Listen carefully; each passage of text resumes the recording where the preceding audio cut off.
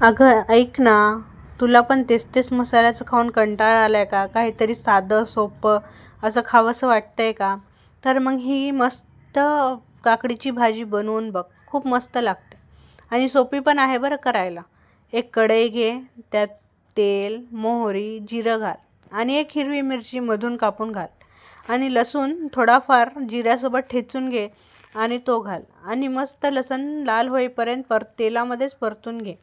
मग त्यामध्ये 1 चमचा हळद, चवीप्रमाणे मीठ आणि आपल्या आवडीप्रमाणे लाल तिखट घालून घे आणि ते पण तेलामध्ये हलवून घे. त्यानंतर एक काकडी घेऊन त्याची वरची साल काढून घे आणि त्याला बारीक चिरून घे. मग ती काकडी त्याच तेलामध्ये थोडा वेळ वाफू दे. नंतर झाकण ठेवून थोडं 5 मिनटं शिजू दे. 5च मिनटं लागतात. काकडी शिजायला काही जास्त वेळ लागत नाही. आणि त्यानंतर त्यामध्ये कोथिंबीर घाल.